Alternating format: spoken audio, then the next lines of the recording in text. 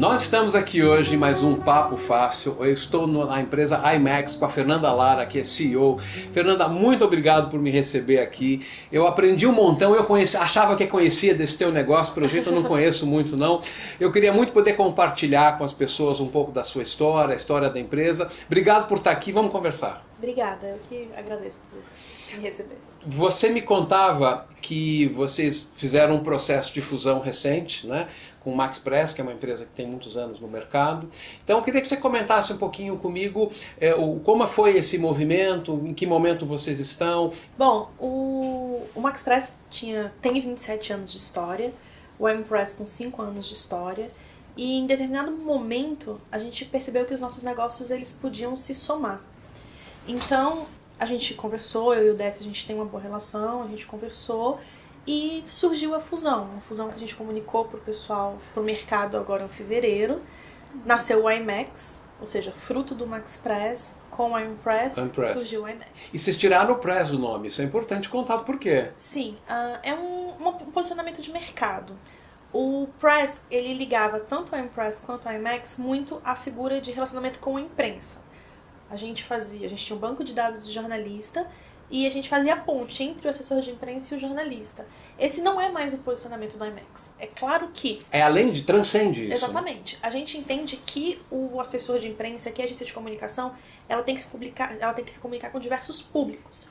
Então, o relacionamento com a imprensa é só um deles. Sim. Ele tem um relacionamento com o influenciador, ele tem um relacionamento com outros públicos de interesse de cada cliente, ele tem relacionamento governamental, enfim, a gente precisava diminuir a importância do Press no nosso nome. Sim. Porque só o Press não nos representa mais. Vou fazer uma analogia. Há muitos anos a Companhia Elétrica de São Paulo virou companhia energética, porque energia não é só eletricidade. Não é só eletricidade, né? Exatamente, então, tem muito de eficiência. Né? Exatamente. Bom, mas na verdade você me contava que fruto dessa fusão vocês tiveram um crescimento aí da base de dados de vocês, mas o número absoluto não é tão importante. O importante é como vocês lidam com esses dados. E você me contou coisas interessantíssimas que realmente eu desconhecia. Como que é esse processo de você prospectar a informação, obter o feedback de quando vocês fazem envios? Vocês também fazem envios se o cliente precisa, não é isso? Exatamente. Na verdade, o IMAX, ele tem o banco de dados de jornalista. O banco de dados de jornalista, ele já é o combo, já é o banco de dados que o IMPress tinha, mais o banco de dados que o MaxPress tinha. Então, seguramente, hoje a gente pode falar que a gente tem o maior banco de dados de jornalistas do Brasil, em torno de 60 mil contatos. Ou seja, a gente já pegou o banco de dados que o IMPress tinha e o diferencial que o MaxPress tinha, que o IMPress ainda não tinha, e esse é o banco de dados do IMAX.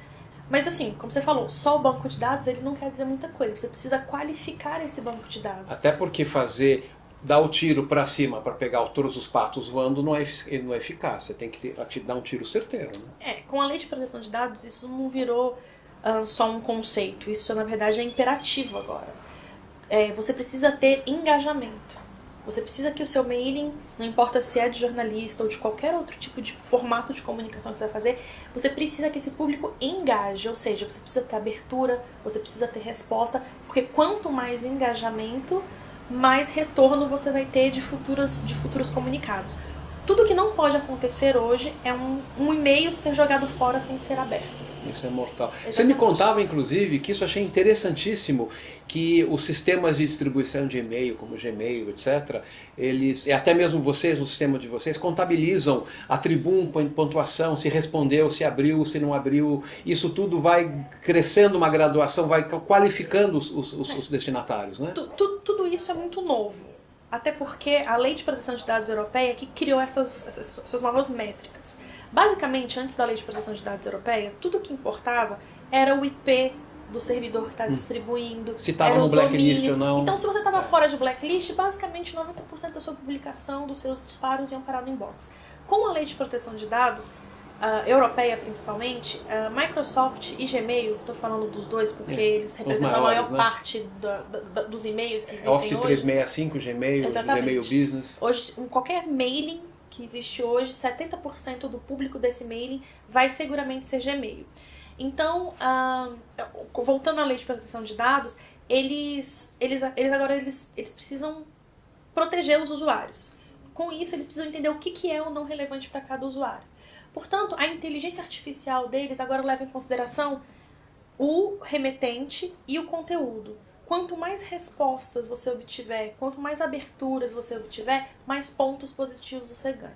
Por outro lado, quanto mais e-mail seu for jogado fora sem ser aberto, ou se alguém denunciar por spam, mais você vai cair no spam. Então, assim, é tudo baseado no engajamento agora. Tá. E vocês têm esse sistema de pontuação intrínseco ao sistema de vocês também. Vocês também fazem um acompanhamento disso. Na verdade, a gente entendeu qual é a lógica dos filtros de spam e a gente atribui a mesma lógica aos usuários. Perfeito. Tentando principalmente fazer um processo de educação dos assessores de imprensa para eles entenderem que o spray and pray, que o Deus arroba céu, não funciona mais. Tá. É uma questão de montar um mailing estratégico, de pensar quem são esses contatos e tentar obter percentuais de resultado. Não é ficar longe, não vou mandar para 10 mil pessoas, tá tudo certo, não. É naquelas 100 pessoas que você escolher para estar no seu mailing, elas têm que ter alto interesse pelo conteúdo que você vai disparar. Não, perfeito. Então não é só trabalhar o mailing também, é pensar qual é o melhor assunto, qual é o melhor conteúdo, como envelopar esse conteúdo. A gente tem que ser muito criativo na hora de envelopar o conteúdo. Como o nosso tempo, infelizmente, é curto, tem duas coisas que eu queria te perguntar para a gente encerrar essa nossa conversa. Primeiro, muitas empresas, sejam elas assessorias de comunicação, até empresas que tentam lidar por si mesmas com o processo de comunicação com o cliente, acabam fazendo isso internamente. E assim, para mim ficou muito claro o quanto tem de ciência por trás do trabalho de vocês. Não é só eficiência de envio, é qualificação. E você me deu algo que ilustra bastante isso. Me conta aquela história do advogado, que isso acho que ilustra bastante. Sim. Bom, a gente tá... O IMAX, ele tá vindo, não só, como eu falei, não só com mailing de imprensa e distribuição de releases. A gente quer empoderar as agências de comunicação para se comunicar com qualquer tipo de público. E aí eu estava dando para ele um exemplo, por exemplo, uma agência, um exemplo fictício, uma agência que atende um escritório de advocacia. E esse escritório de advocacia tem um mailing de clientes, de ex-clientes, de prospects. Vamos chutar 15 mil contatos. De várias especialidades. Exatamente. O que normalmente esse cliente vira e fala para a agência? Faz newsletter para mim, para esses contatos. Só que não pode ser assim, sem uma inteligência, sem uma proposta editorial. O que eu tenho defendido para os meus clientes? Pega essa base de 15 mil contatos, faz um saneamento dela. Você vai ver que você vai chegar em metade dos contatos, sei lá, 9 mil contatos. Desses 9 mil contatos, desenhe uma estratégia de comunicação por trás. Por exemplo, o primeiro release que você vai distribuir, a primeira newsletter que você vai distribuir, faz uma divisão entre tributário, trabalhista, civil, criminal. Solta.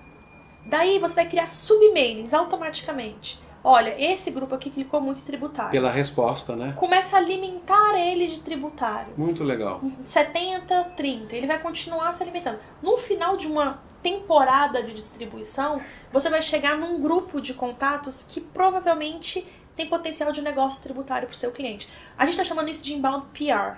Porque o inbound marketing, qual que era a ideia do inbound marketing? Você criar um funil de vendas e no final das contas converter aquilo numa compra, num carrinho de compras, em vender um produto.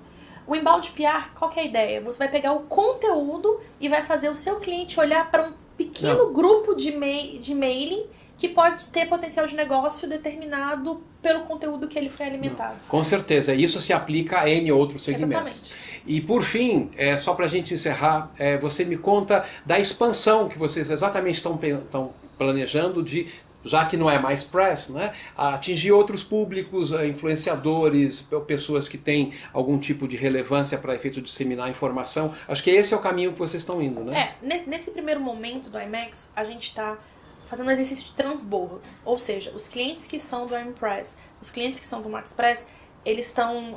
a gente está abordando esses clientes, apresentando para eles o IMAX e transbordando eles para a nova solução de tecnologia. Tá. Porque nem a IMPress, nem a MaxPress vão existir num futuro muito próximo. Tá. Quem vai imperar vai ser o IMAX.